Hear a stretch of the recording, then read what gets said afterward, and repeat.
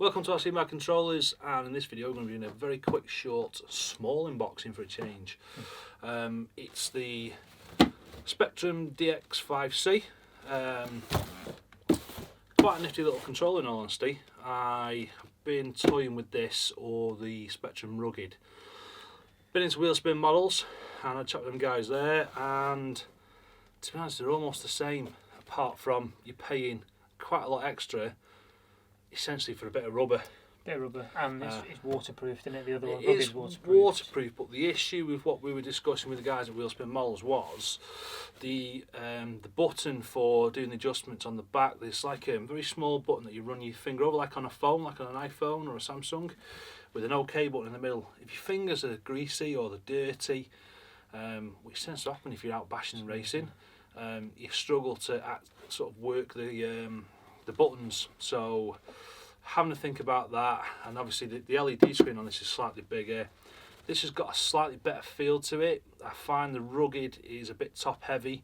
I know the Rugged's got like the things for the lanyards and stuff and all that sort of business, but I've never used them in the past, so I'm not going to need them now in all honesty. So we've got this because I'm sick of using all the different controls. So at the moment I've got the GT3B Fly Sky, the FS GT3B, which is a good little control. It's served its purpose. It's quite good. And I could buy the other receivers for this and use this on all the other ones, but it's like eight pencil. Is it AAA? Eight AAA batteries. It's quite heavy as far as controllers go. It's not going to give you cramp or anything daft like that. It's just, compared to this one, it is heavy. The screen's quite big and it is quite clear and stuff, but in all honesty I wanted one where I could get the receivers, which we've got here, and just literally run that with all of them. So I've got that one at the moment for the BSR. I've got this one which comes with the FTX, which is just standard, nothing fancy there.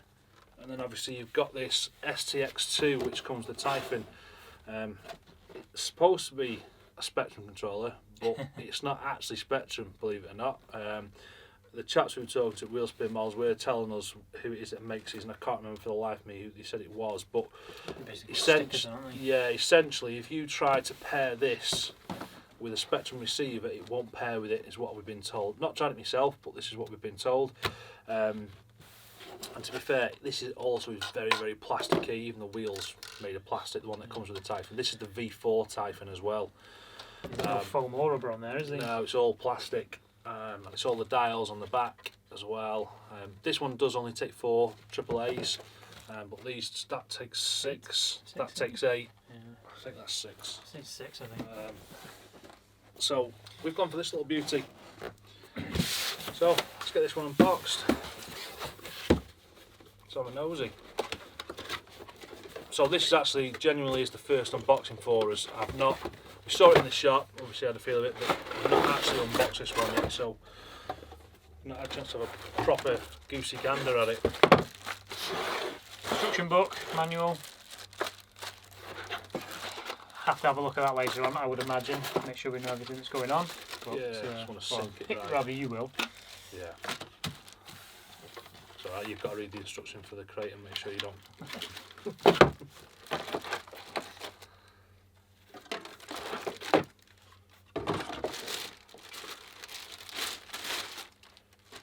So, yeah, it's a really nice feel to it. It's got the rubber mounts on the back. It just feels so comfortable. The only thing I'm going to have a whinge about is you've got buttons right where your thumb goes. And them two at the top aren't so much of a worry because they slide left and right. That is actually a button, which is, they letter them up so you can assign them to different things. And if you're racing along, you accidentally catch it. Depends on what you've got it assigned to, I suppose. Depends how big your hand is as well. Yeah. Compared to mine, compared to your hand, that might not be a big deal. Yeah. Foam on the wheel, which feels quite nice. I get on the Rugged one, they had to put like a plasticky tyre type thing, and it's waterproof. Got all the assignable buttons around the side that are all labelled up A, B, C, D, and so on. On this one here, where you've got the roller for moving up and down the menu, scrolling up and down the menus. That's where on the rugged you've got a like an iPhone type screen button type thing, so it can stay waterproof, and that's where people are having problems with them. Also, we've been told. It does only take 4 AAAs, which is good, so it's not adding too much weight. And now I can't get the back on. What's in this? Hopefully it's my receiver. Okay, now I'm struggling. While you're doing this, I'll open this up. What the hell? There we go. So apparently in the back of this one there's an SD card slot in the back of this rubber here. I'm not taking it off yet. I'm assuming it's going to be for if you want to do updates and stuff. There is also a little case on the side for where a USB can be plugged in. Apparently it's not really being used at the moment, but it's kind of probably a future-proofing thing, in the hope that if they do updates and stuff on them, you'll be able to just log into their website and update it. I haven't actually switched this on yet, so what I am going to do... Some batteries. I'm going to nick some batteries out of the FTX. Look at this. This is straightforward. Receiver, and it's like you got a little binding tool in here as well. Stay up, on the rump. So yeah, binding plug. And receiver. Nothing too fancy. So that should be the 415. Yeah, I think it is, yeah. So what I did was I bought a 215 for going in the Vantage, so I only need 2 channels. I've got the 315 for going in the Berserker because I've got an extra fan to plug in and whatnot, and that's all they had, to be fair, so I had to have that. And the 415 actually comes with it, so that'll just go in the Typhon, and hopefully we shouldn't have any issues. Let's put these in and see how it looks lit up.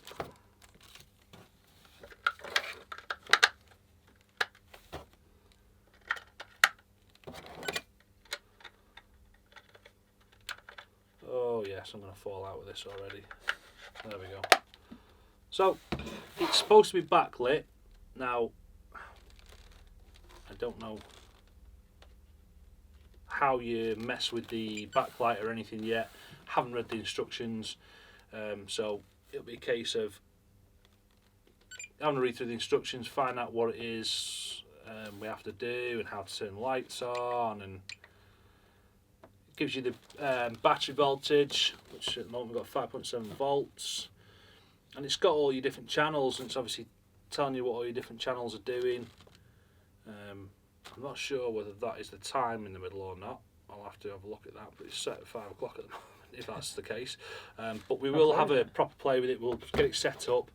I'll get it tuned into the cars, and I'll probably do another proper review, just showing you the bits in more detail on how it actually works at a later date. It's quite clear though, doesn't it? Yeah, it's a very clear. You might not be able to see that from there, but it's a very clear readout. Hopefully you can turn the backlight on and off. But I'll have to come back to you on that, guys, rather than just messing with it now. But if you like the video, make sure you subscribe, hit the bell button, and come back to us when we've got the next video out, which will be, hopefully we'll have one of us using this on the cars and you can see how it works, and maybe do you a bit more review and explain to you how it works in more depth. Yep. Happy with that? That'll do me. Yeah, anything you want to say? Like and subscribe. That's about it. Subscribe, hit the bell button, guys. See you soon.